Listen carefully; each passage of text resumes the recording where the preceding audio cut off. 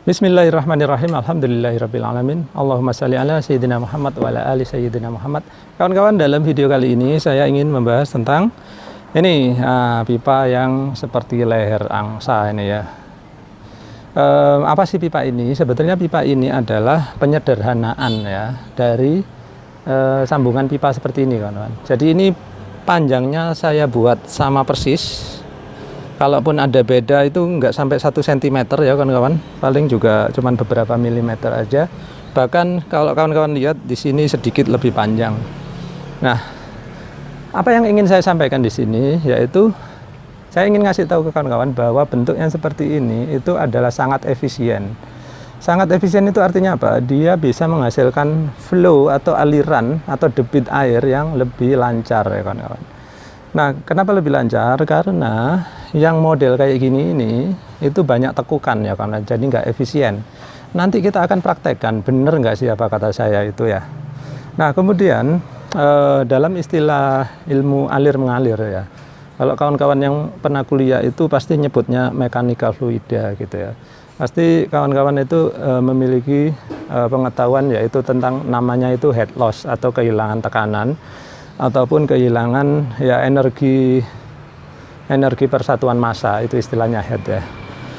Baik, kemudian langsung aja lah ya, daripada berteori dulu kita praktek dulu biar tahu ya hasilnya. Oke, di sini saya sudah mengisi airnya sengaja saya warnai hijau biar kawan-kawan kelihatan. Di sini saya beri 2 tanda atas dan tanda bawah. Kita akan ambil waktu berapa cepat sih air akan mengalir kalau pakai ini. Kemudian di percobaan kedua nanti saya akan ganti pakai ini, berapa cepat. Cepat mana? Cepat ini atau cepat ini? Ataukah sama saja? Ayo kita lihat. Stopwatch saya atur dulu 0. Kemudian perhatikan ya, dari sini nanti saya akan stop sampai sini, saya hitung waktunya berapa. Bismillah, 1, 2, 3.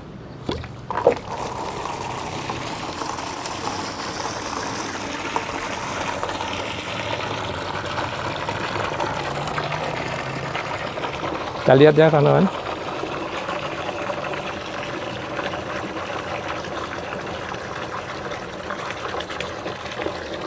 Baik, saya sudah mendapatkan waktunya, nggak usah kita tunggu sampai habis ya. Ternyata waktunya adalah 17,66 detik. Anggaplah sekitar 17 detik ya. Baik, sekarang kita akan lanjutkan ke percobaan yang memakai ini ya, bagaimana hasilnya. Baiklah, sekarang saya sudah memakaikan pipa yang tanpa sambungan di sini ya kawan-kawan. Ayo kita hitung waktunya. Saya buka 1, 2, 3. Tuh, muncrat.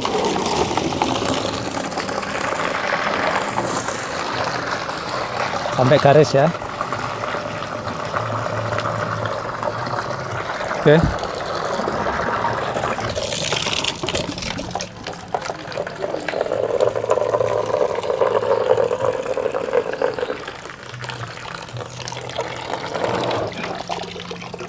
Baik, dari waktu yang saya dapat di sini adalah 10 detik, 70. Ya kurang lebih 10 detik lah ya. Nah, tadi kita bisa lihat ya secara gamblang perbedaannya. Ternyata ketika saya ganti dengan pipa ini, laju aliran air itu hampir 2 kali lipat ya. Ya, tadinya 17 detik, kemudian menjadi 10 detik. Bahkan kawan-kawan bisa lihat sendiri secara fisik bahwa aliran yang keluar dari sini sangat jauh lompat ke sana ya, sampai ke sana itu keluar dari ember ini. Nah, dari situ kita bisa menyimpulkan bahwa jelas yang ini itu ya, yang tanpa sambungan itu lebih efisien kawan-kawan. Nah, sekarang mungkin kawan-kawan punya pertanyaan, loh Pak, kenapa kok bisa lebih efisien gitu ya? Jadi gini kawan-kawan, dalam ilmu aliran ya, mungkin kalau kawan-kawan ada yang pernah kuliah itu nyebutnya nanti mekanika fluida gitu ya, makanan apa itu, adalah kita yang gampang-gampang aja ya, dalam ilmu alir mengalir gitu ya, sambungan-sambungan itu adalah suatu hal yang seharusnya dihindarkan kalau bisa ya, tapi kalau nggak bisa ya terpaksa dipasang. Tapi dalam hal ini saya bisa menghindarkan membuat sambungan 2, 1, 2 saya hilangkan. Nah, berarti dari 2 menjadi 0 gitu ya.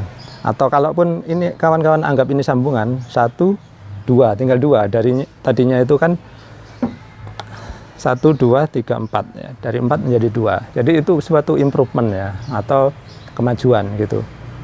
Nah, apa sih kenapa kok bisa terjadi kehilangan tekanan di sini ya? Kenapa ini jadi tidak efisien gitu?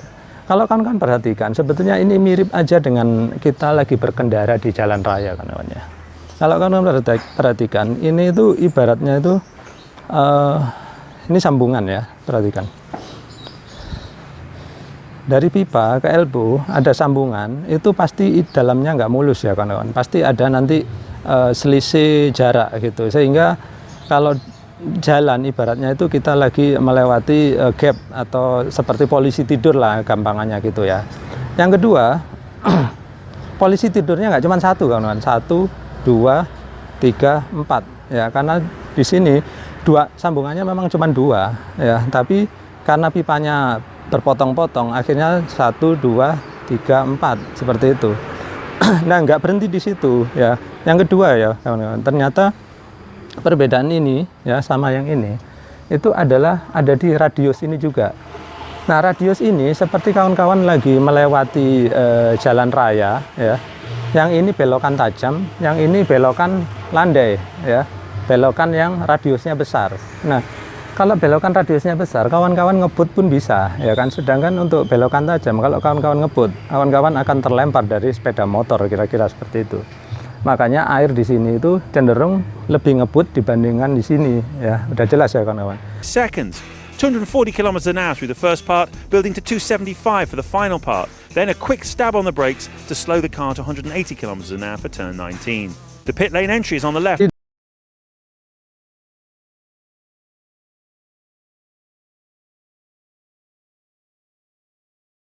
Jadi dalam ilmu aliran ya, ilmu alir mengalir, meskipun ini untuk udara ataupun air sama ya, belokan-belokan atau segala macam gangguan ya, mau reducer, terus kalau kawan-kawan bilang flockring atau apa itu, saya nggak tahu lah istilah-istilah yang pertukangan, saya kurang tahu ya.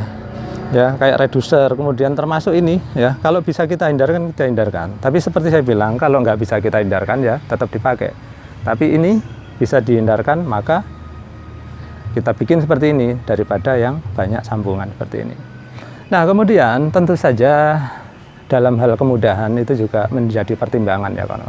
Jangan mentang-mentang ini bagus terus tukangnya dipaksa, Pak harus bikin seperti ini Pak, seperti channel Ada Manfaat biar lancar gitu. Kalau tukangnya mampu, kemudian peralatannya memungkinkan, kemudian situasi di rumah juga memungkinkan, silakan bikin seperti ini ya. Tapi kalau nggak memungkinkan, kasihan tukangnya nanti dipaksa dipaksa bikin ini ya, barang yang sulit itu. Tapi apakah sulit? Kawan-kawan perhatikan sendiri, silakan dicoba sendiri di rumah. Caranya akan saya peragakan seperti video berikut ini. Nah, saya di sini akan memperagakan memakai pipa 1/2 inci. Jadi ini berlaku untuk pipa ukuran berapa saja. Kemudian apa saja peralatan yang dibutuhkan, nanti kawan-kawan bisa lihat sambil jalan ya. Yang jelas kita butuh sesuatu untuk memanaskan, bisa kompor, bisa lilin ataupun ya sumber api apapun. Kemudian kawan-kawan akan membutuhkan pasir. Nah, dalam hal ini karena saya nggak punya pasir, saya pakai beras. Pasir lebih bagus ya kawan-kawan, karena pasir bisa lebih panas. Kalau beras ini kalau saya panasin nanti gosong ya. Oke, saya akan peragakan aja, nanti kawan-kawan bisa lihat. Kemudian kawan-kawan akan butuh kertas. Dalam hal ini saya akan memakai tisu ya. Untuk apa ini gunanya? Gunanya untuk kita kan mau membengkokkan, misalkan daerah sini aja ya, kita bengkokkan gini. Maka yang kita isi beras nantinya ya kawan-kawan, atau pasir, itu ya daerah sampai daerah sini aja. Maka kita harus menutupnya memakai sesuatu, bisa kertas tisu atau kertas koran atau kertas apapun ya, untuk mencegah agar beras tidak melorot sampai jauh ke sana. Maka kita akan memasukkannya.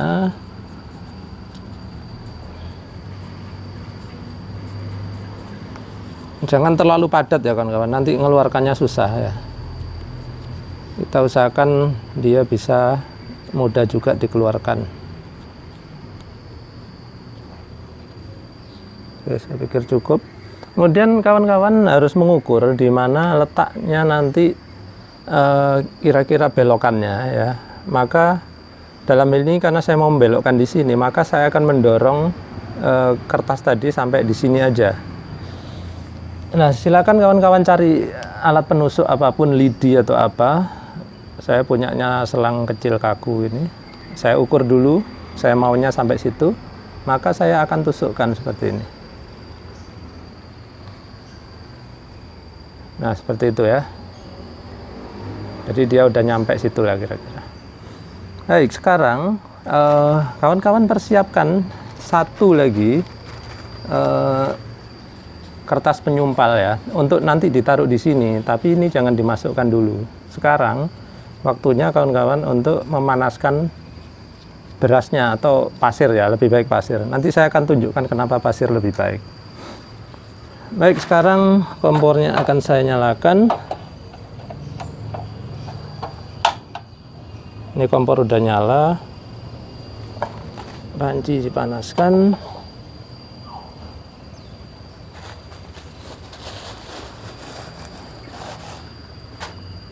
Oh ya, saya matikan dulu, saya lupa satu hal.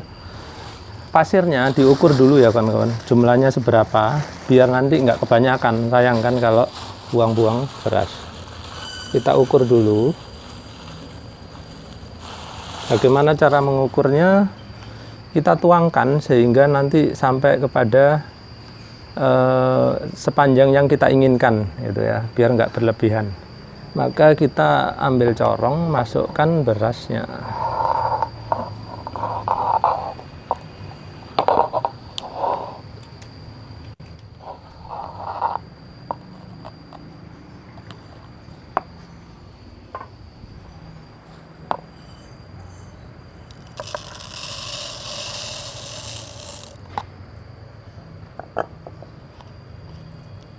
Udah penuh.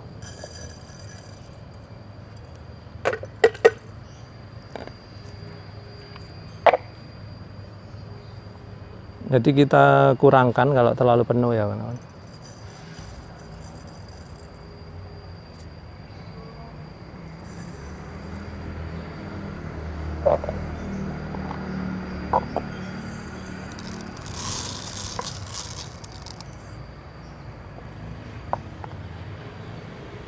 Oke, cukup.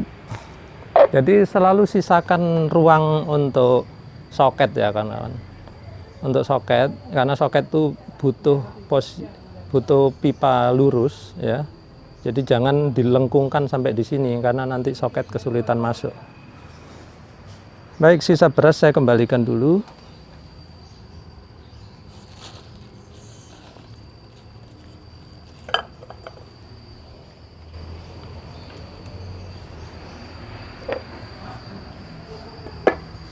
Kemudian beras yang kita sudah ukur tadi masukkan ke panci ya. Terus bikin rata agar panasnya merata nanti. Oke, sekarang kita panasin kembali.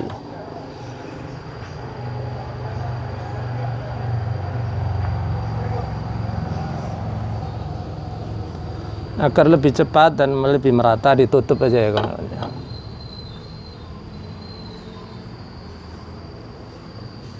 Jangan lupa disiapkan ininya, penutupnya ya, untuk nanti ditutup di sini.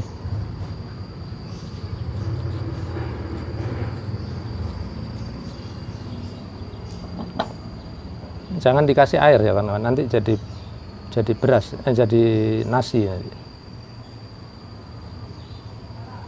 Lebih baik memakai pasir ya kawan-kawan, karena suhu pasir itu bisa lebih tinggi daripada beras ya.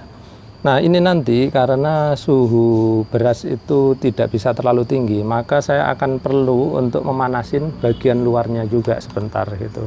Nanti kawan-kawan akan lihat. Ini saya buka sekali-sekali karena berasnya menguap ya, dia masih mengandung uap air. Kalau dia ada uapnya itu agak lengket di pipa ya kawan-kawan. boleh dibuka pun nggak apa-apa kalau apa namanya pancinya cukup panas. Sampai berasnya agak-agak kecoklatan kawan-kawan. Saya atur kamera dulu biar kawan-kawan bisa lihat proses menuangnya.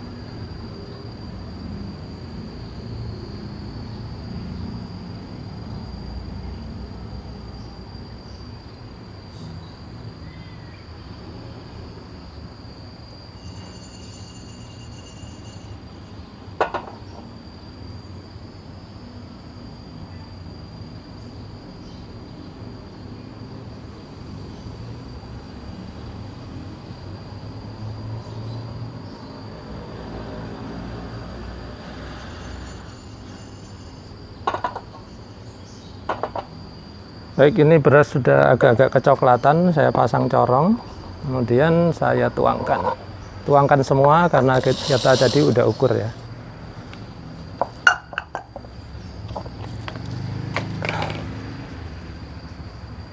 Terus ditutup bagian atasnya.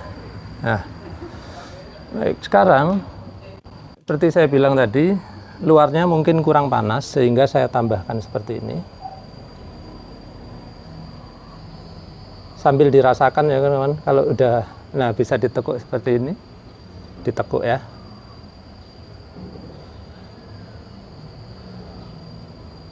Sambil diputer ya manasinya. Nah, seperti itu. Berarti kan kita mau sudutnya siku-siku, sehingga saya taruh di lantai.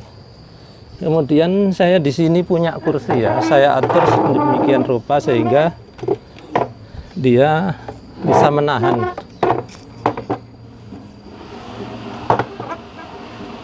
Ya.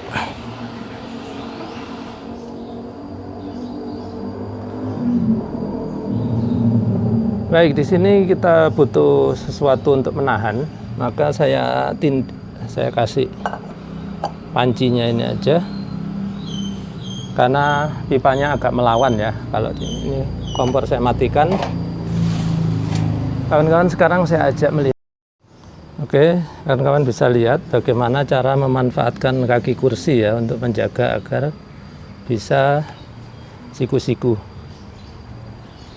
Terus di ujung sini dikasih sesuatu yang agak berat karena pipa akan melawan dan mendorong ke arah sini ya.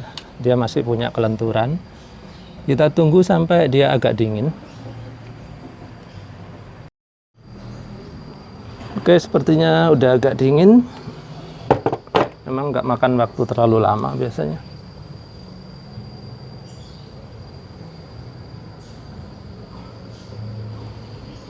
Kalau untuk mempercepat pendinginan, bisa juga dicelupkan ke air ya. Tapi sebaiknya berasnya dikeluarin dulu. Kalau enggak, berasnya jadi basah. Baik, kita tunggu aja ya, biar lebih dingin lagi karena saya megangnya pun kesulitan karena masih panas. Baiklah, sekarang udah agak dingin, jadi kita akan tarik kembali kertasnya yang nyumpel, terus berasnya kita simpan kembali. Tumpah deh. Kemudian tadi kan ada sumpelan di sini ya kawan-kawan, itu bisa kita tiup aja kawan-kawan ya. Kita tiup, nanti harapannya akan keluar di sana. Bismillah. Nah, udah keluar. Ya begitulah kawan-kawan cara membuatnya ya. Kawan-kawan bisa lihat ya, cukup manis ya. Mungkin nggak sesempurna yang seharusnya. Jadi dengan latihan beberapa kali mungkin kawan-kawan akan bisa mendapatkan hasil yang lebih sempurna. Tapi ini udah cukup baik dan saya yakin dia lebih efisien alirannya ya dibandingkan dengan menggunakan elbow yang dari pabrik ya kawan-kawan. Kemudian mungkin Kalau kawan-kawan merasa kesulitan kok kemet terus, apa masalahnya? Kemungkinan kawan-kawan memasukkan pasir atau beras itu kurang padat ya. Itu bisa jadi kemek di daerah sini. Jadi harus padat mungkin. Kemudian yang kedua, pastikan panasnya cukup ya. Kalau panasnya kurang, ini juga kemek ya kawan-kawan. Kan susah dibengkokkan. Seperti itu. Kemudian jangan lupa waktu manasin tadi juga ya. Sambil agak panjang radiusnya ya, jangan terlalu pendek, agak panjang gini, sambil diputar-putar ya, agar rata. Jadi yang kena panas itu semua sisi luar dari pipa, jangan hanya satu daerah atau satu wilayah atau satu spot saja, harus diputar-putar semuanya sehingga nggak kemek-kemek jadinya ya. Seperti ini lumayan. Kemudian seperti kawan-kawan perhatikan, selalu sisakan ujung yang lurus ya. Jangan nekuk itu sampai sini masih radius, jangan ya. Sampai sini itu harus ada lurusnya, sehingga ketika kawan-kawan memasang soket, seperti saya contohkan berikut. Sehingga ketika kawan-kawan memasang soket, maka masih enak seperti ini, ya kan. Kalau pas pipanya melengkung, susah masuk ya, karena dia sudah melengkung. Baiklah kawan-kawan, mudah-mudahan konten kali ini bermanfaat. Terima kasih kawan-kawan sudah menyaksikan.